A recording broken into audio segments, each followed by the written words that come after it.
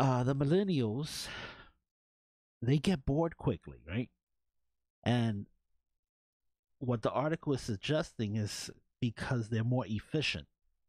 And we have millennials that come in and out of here, and the ones that are you know pretty technologically you know advanced, they are more efficient. They know how to use all of the tools more efficiently than your average bear, right? So we have that problem, and I've always had the problem. I've always been ahead of the curve, right? So since I've always been more efficient, that's why I'm not a millennial, but I'm in that part of still that part of the generation that's usually ahead of the curve. And what happens is that in an office setting, right? You finish your work hours before your coworkers do, right? You're on to things. Well, for me, what I would do is I'm done.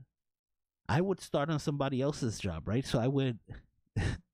That's how I eventually I went to Gateway Community College, right, for business administration with an emphasis on accounting, right? And it was so boring, and I was so fast in what I was doing. I was, and so I started. I would get up, and I would finish everybody else's or a system, right? And that is something the millennials aren't doing. What they do is that they stay at the desk, right? And they're surfing the internet, they're shopping and everything. And those the older generation who's less efficient, who has to actually work harder and not smarter, right? They don't actually see that the younger, more efficient employee has just finished their job. They see them slacking off. So we end up calling the millennial generation lazy and everything. But a lot of times they've done exactly what you asked them to do. And something that takes the average worker 6 to 8 hours to do, a lot of the millennials will finish in 2 to 4 hours. Right. And so what the article is saying is how to keep them, because a lot of the millennials, they get bored with a job and they job hop. They're trying to find something more interesting or something that'll satisfy their brain, because their brain works at a much, not just because they're younger, but because they're technologically more advanced. They know all the shortcuts, right? So and I do this all the time with people here, right? So they're typing in Word or they're using Excel, and they use it basically as a typewriter, right? They have no clue about formulas or you know how to efficiently use the whole program. And millennials do know this. So let's I'm gonna read a little bit of the story here. I sat watching in horror as my older colleague slowly worked away on a laptop with the inefficient two finger peck, typing with the two finger peck typing style. Most millennials can relate to this experience. Maybe it wasn't slow typing, but instead an inability to quickly navigate programs that are native to young workers. How in the world are older workers able to be as efficient as we are? While broad strokes are never an accurate while broad strokes are never accurate for an entire generation, I will suggest that part of the perception problem of millennials being lazy and unwilling to pay their dues is in fact correlated with a difference in workplace efficiency. According to a recent study released by Udemy, Young millennials 21 to 24 are nearly twice as likely to be bored at work, 38% more than baby boomers.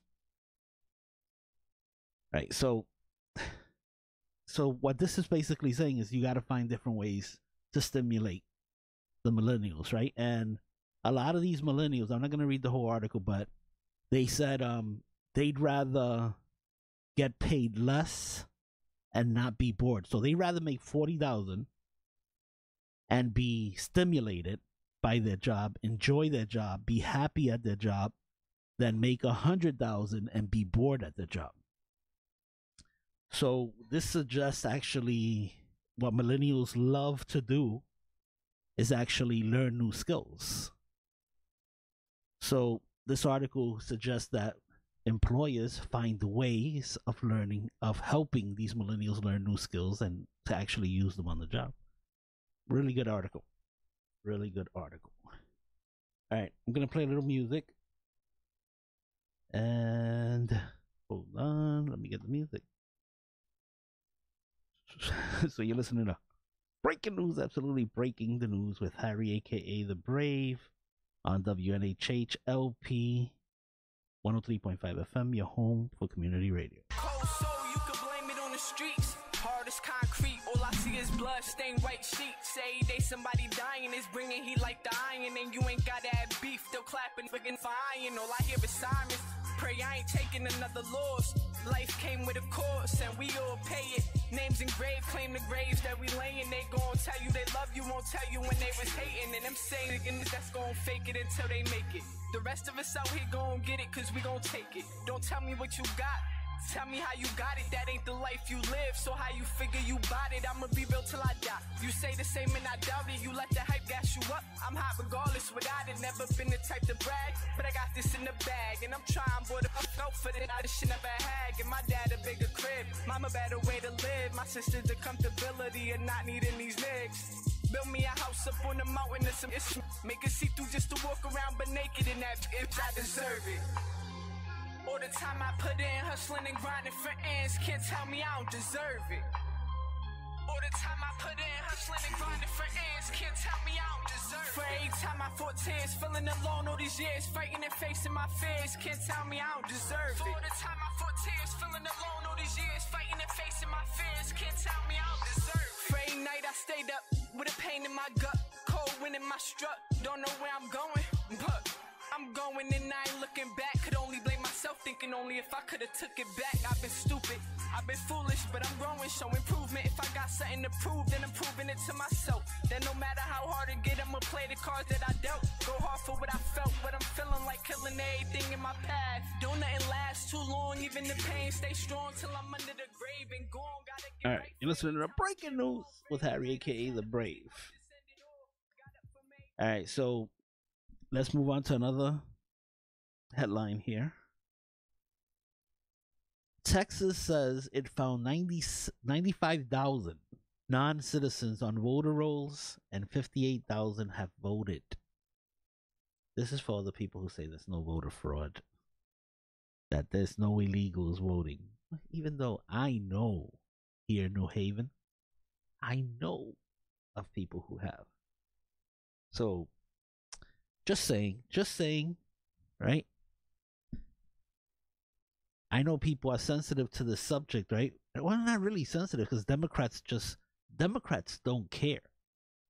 They want to bring all these people who are looking for freebies in because the Democrats are the ones always offering the freebies. We can't pay for it. Eventually we'll be Venezuela, but hey, that's how Democrats are.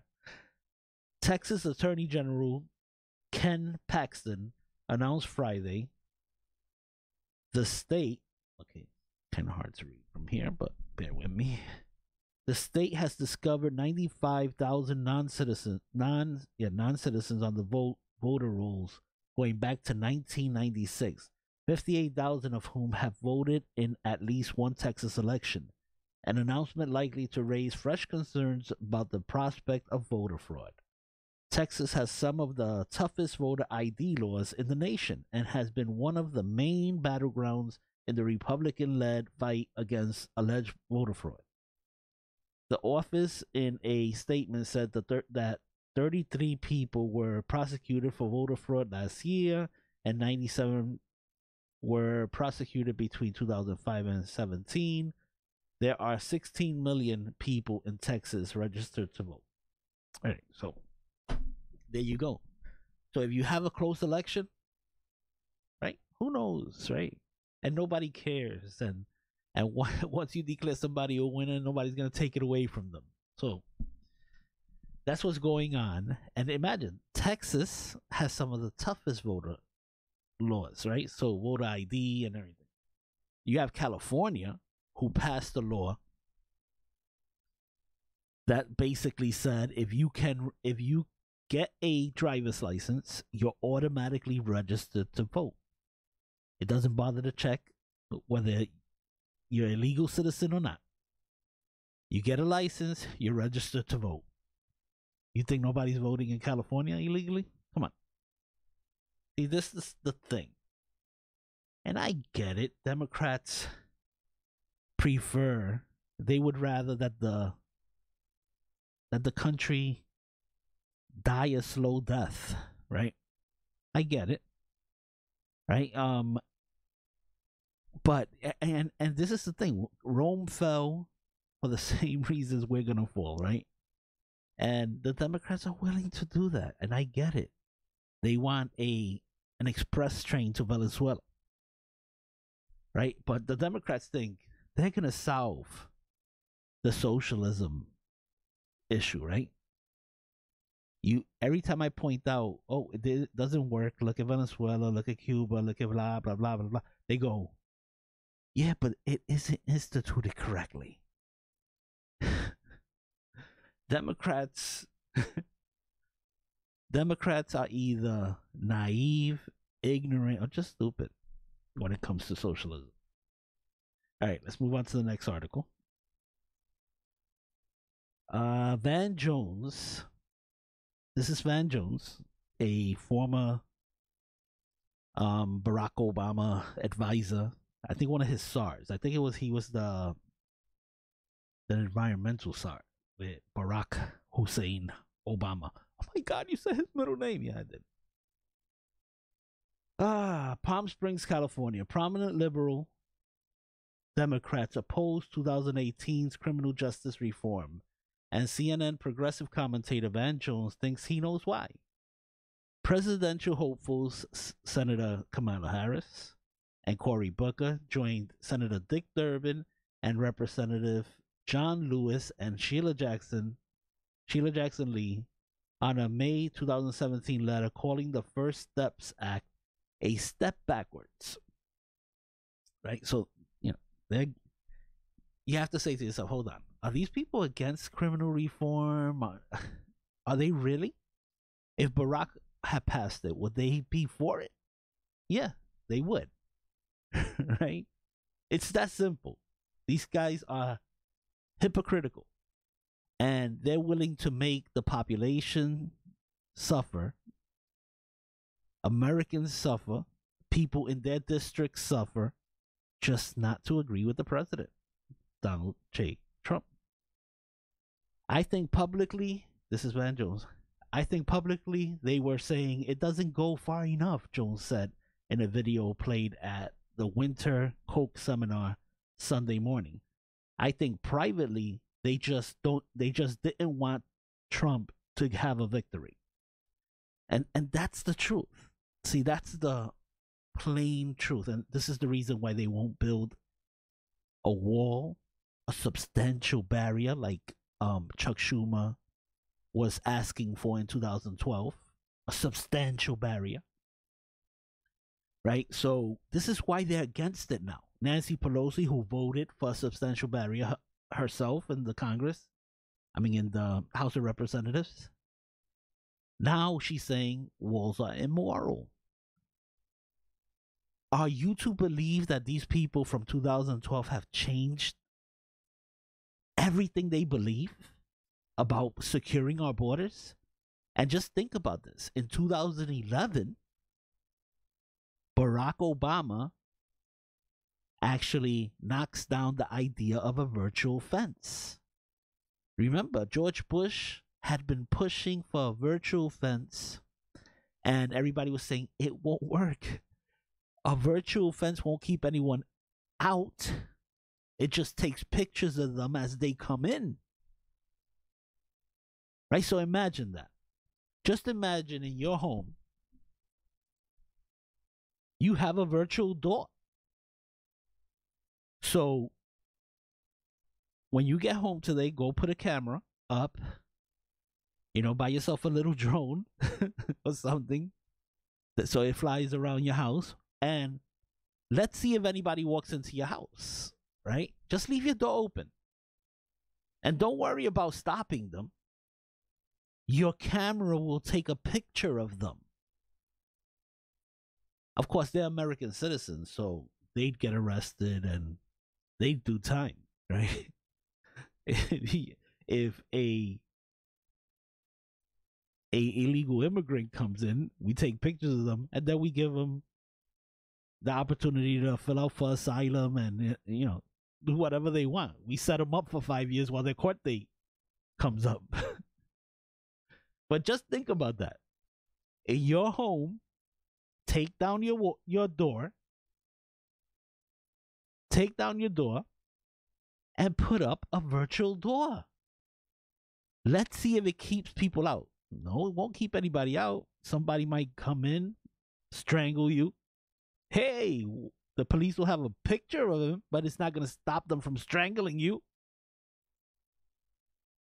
And that's what the Democrats want. And Barack Obama's administration knocked the idea out. Okay? Virtual fences do not work. They will work, and this is what the Democrats were saying at the time, they will work with a substantial barrier in conjunction with a substantial barrier, right? I went off topic with this article, but it's to prove a point. Democrats don't believe anything they're saying right now. Now, let's take Kamala Harris, who just announced. Beautiful lady, right? Very talented, very, very intelligent. She's a very intelligent lady, right? But she's talking out both sides of her face right now, right? So if you look at her record, she was a tough prosecutor who now doesn't want to follow any laws, who now is compared. If you look at her Senate hearings with ICE, she told the leaders of ICE that they were equivalent to the KKK. Okay, she compared ICE, who's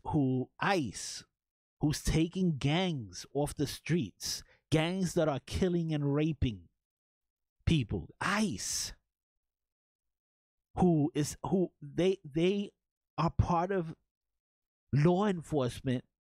They go out and they stop human trafficking. They stop kids from being used as sex slaves. ICE. She compared them to the Ku Klux Klan. I don't think she believes any of this stuff. She was a law enforcement officer herself. And now she's saying ICE should be basically abolished. Get rid of ICE. Let's let the immigrants, the illegal immigrants, break the law. No problem.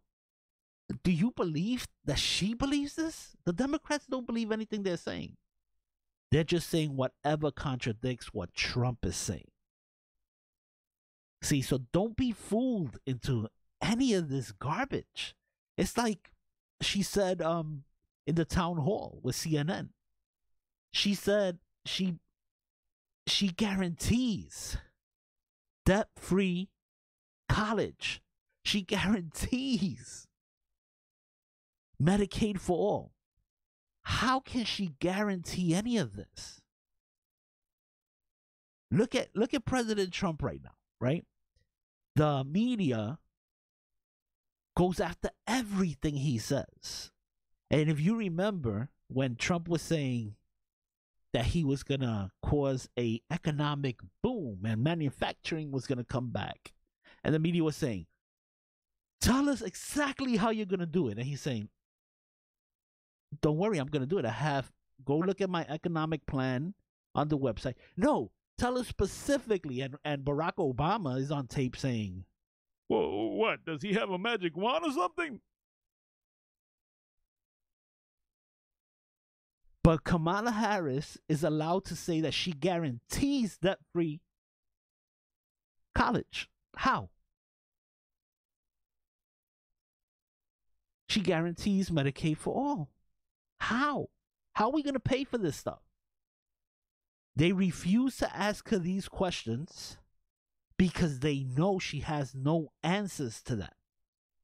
A president can't create or institute law, right? They can't. They have to go through the Congress. So how in the world is Kamala Harris going to do this when you have Democrats against Medicaid for all?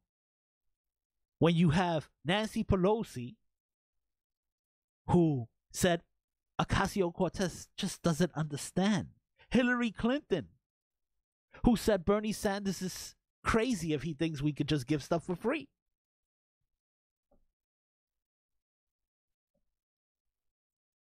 How is Kamala Harris going to actually fulfill her promises? Trump is having difficulty getting $5.7 billion to actually protect your lives, to stop the drugs, to stop the crime from coming through the border.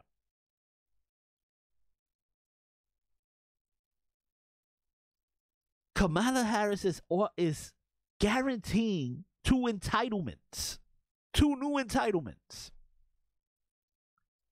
How can she do this? And why is the media going to let her get away with not actually telling us how she's going to pay for it?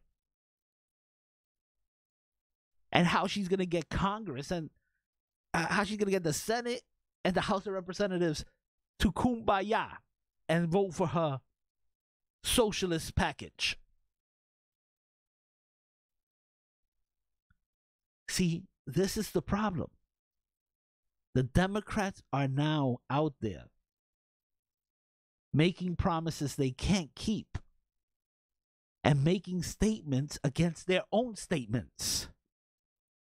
A lot of Democrats are starting their campaigns off by apologizing for being for the border a couple of years ago. That's the thing. These are hypocrites. These are crazy hypocrites, right? All right. Let me get back to the music. You're listening to Breaking News with Harry, a.k.a. The Brave, on WNHH LP 103.5 FM, your home for community radio. You got the thing that I want. It's the way that you move it, and don't you stop what you're doing, 'cause I love watching how you move to the beat, the beat, the beat. I can't help it but to stare. Got the temperature rising up in here, and this beautiful woman everywhere. But you're the only one that sees. I gotta get you alone. Just find a place we can go. And I don't care no. 'Cause I gotta get you close to me. I gotta get you alone. Just find a place we can go. And I don't care no. 'Cause I gotta get you close to me.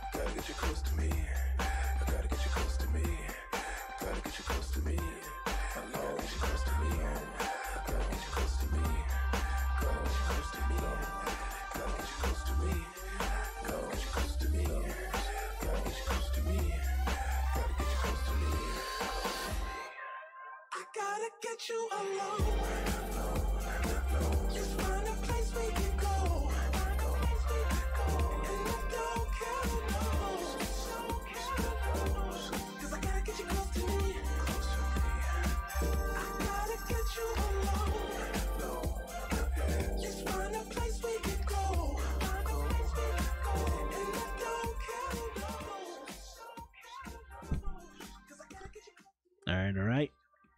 Listening to breaking news. All right, so let's do a little quick, little fun headline here. Let's see if I can put it up. Okay, here we go. Now, the Democrats, I think this is their new ticket, right? This is probably going to be their new ticket, right? Because you remember Michael Avenatti, the lawyer that kept coming out and was promising to have stuff on Trump, and even said he was probably going to run for president. And then, the Democrats' darling, Stormy Daniels, right? She would come out and say vulgar things about the president, and the Democrats would cheer and have fun. I think this should be their new ticket. Stormy Daniels and Michael Avenatti attend the Porn Awards. Ain't that cool? Actually, they should have actually announced there. Porn star Stormy Daniels and her attorney, Michael Avenatti, attended a yearly porn industry gathering on Saturday night in Las Vegas, where Avenatti took the opportunity to roast President Trump. Yay! See that? The Democrat ticket. That actually should be the Democrat ticket there. I don't know who should be on top. No pun intended. On top of the ticket. All right, let's move on. Let's see which headline I want to choose here. Stunning. Or testimony reveals. This is from what newspaper is this? Oh, this is from Sarah Carter, investigative reporter, right? SarahACarter.com. Stunning or testimony reveals top DOJ officials briefed about Steele before FISA. Right? So, Bruce Orr. Let me just read this. 3 top senior Justice Department officials, 2 who are senior prosecutors on Robert Mueller's special counsel, met with Bruce Orr in the summer of 2016. This meeting happened well before the FBI sought a FISA warrant on a Trump campaign official. Orr informed the trio of DOJ officials about his close contact with former British spy Christopher Steele, whose dossier was part of the evidence used to investigate the Trump campaign. Further, Orr warned the dossier was not vetted. The FBI, however, used as the bulk of the evidence of from the dossier to obtain a secret warrant to spy on a short-term Trump campaign volunteer, Carter Page. All right, so this is this is ridiculousness, right? This is just more proof that the start of the investigation against Donald J. Trump, President Donald J. Trump, it was started illegally. It was they created their own evidence, right? And Bruce Orr, whose wife was working for Fusion GPS,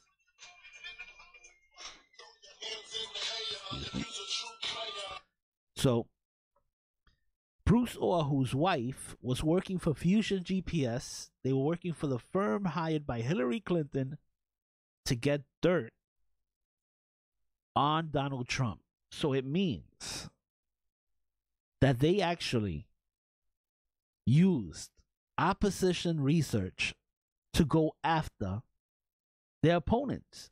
And at the time, President Obama was going after his political enemies because he wanted Hillary to win. He was actually campaigning for Hillary. So, here's more evidence of that. But, nobody cares. Nobody cares about what's really going on out there. They just care about getting Trump. All right. This is also from Sarah Carter. New texts reveal FBI leaked information to the press to damage Trump. What a surprise. Okay, let's move on to The Hill. This is TheHill.com. Trump's approval rating holds steady at 45% amid government shutdown. Not bad, right? President Trump's approval rating held steady in the first weeks of 2019 despite the ongoing partial government shutdown.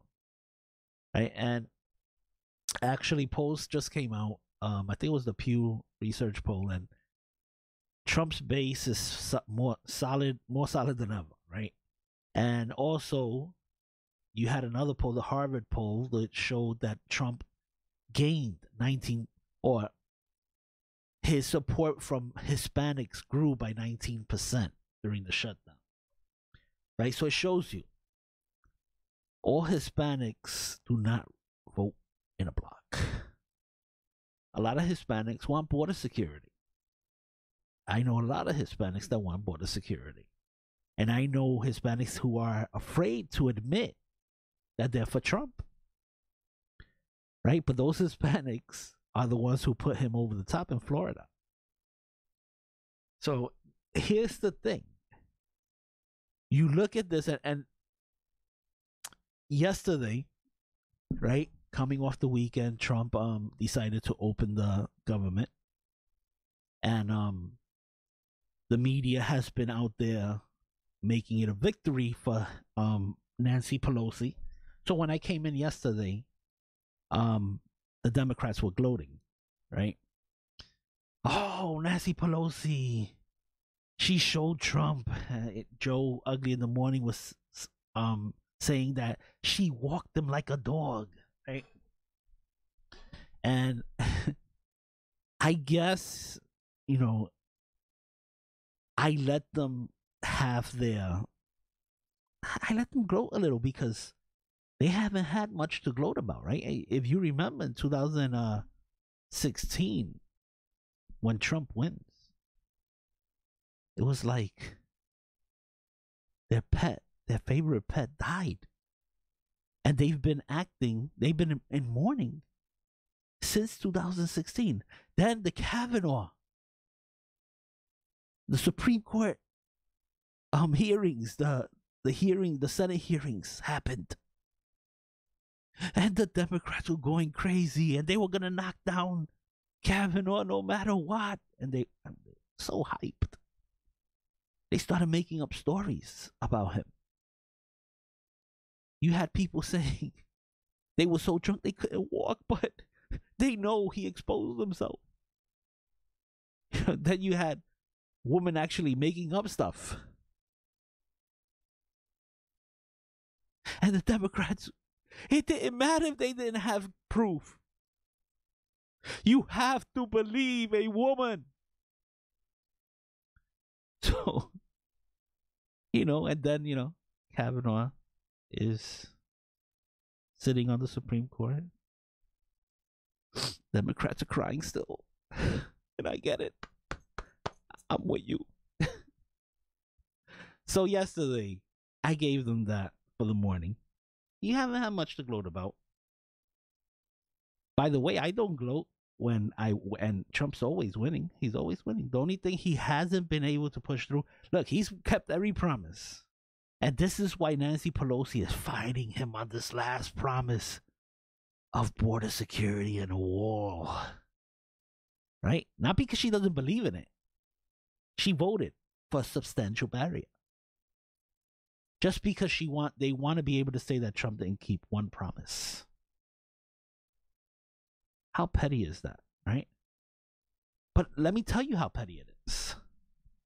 Last week, in the House of Representatives, 3 different bills were voted on to actually pay the federal workers. And the Democrats voted no. Right? So they were willing to keep the government shut down if they didn't get everything they wanted. The Democrats were willing to. Nancy Pelosi went on vacation to Hawaii while people weren't getting paid. Trump was sitting in Washington asking her to come and negotiate with him And she went on vacation while people were suffering. Or like some Democrats like to say here, when they're blaming the Republicans, they say people are dying on the streets with the shutdown. But Nancy Pelosi, if the Democrats are right, since they're blaming Trump that people are dying on the streets, then what does that say about Nancy Pelosi, who wasn't willing to negotiate, to give a dime to help those people who weren't getting paid?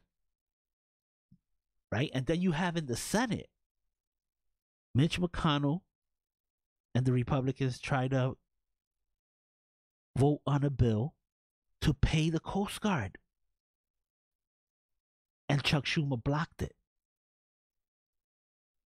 So, through all this shutdown, there's only been one side actually trying to pay the people, actually trying to help them, while still trying to negotiate for border security. But the Democrats said, no, we rather people not eat, we rather people lose their homes than to give on border security, than to give on something we've already voted for in the past. You had angel moms go and visit Nancy Pelosi, right? They went to Washington, outside her office, trying to get her to meet with them. Angel moms are mothers who have lost their children at the hands of illegal immigrants. Not all illegal immigrants, but the criminal illegal immigrants. Those who rape, those who murder, those who drive drunk and kill people. She refused to sit down with those angel moms. So Nancy Pelosi showed she cares more about illegal immigrants than Americans who have died. All right? Here's the thing. Right now you have Border Patrol agent wives or wives of Border Patrol agents who are inviting Nancy Pelosi down to the border right now to show her exactly what is going on, to show her kids who are being trafficked, to show her women who are being trafficked. Nancy Pelosi's refusing to go. Why? You think Nancy Pelosi does she really want Americans to die? And you hear the example given all the time. They say 90% of the drugs are brought in through legal ports of entry. That's like saying if a tree falls in the forest, does it make a noise? How do they know that 90% come through legal ports of entry? If there's nobody guarding the hen house, how do you know that a fox went and killed your hens? So, because we have portions of our border that are wide open and drugs travel through there, since nobody's there to see it, it isn't happening. So why do 90% of the drugs caught, the drug busts happen at legal ports of entry? Because legal ports of entries are guarded. Because legal ports of entries have barriers. That's why they're able to make those drug busts. But I'm figuring right now that was probably too intelligent to understand. If a tree falls in the forest, does it make a sound? If a drug dealer comes through a wide open border, is he really bringing drugs? So if a drug dealer comes through a wide open border where there's no one there to see him with 3 kilos of cocaine or whatever, does he really bring in the cocaine? You know how ignorant that is? Oh my God. I just realized I ran over. Okay. I got to get out of here because Paul's show is actually running in the background. All right. Let me get out of here. You're listening to Breaking News, absolutely breaking news with Harry, a.k.a. The Brave, on WNHH LP 103.5 FM, your home for community radio. I'm a bad man. Yeah, I'm a bad man. Alright, people. See ya.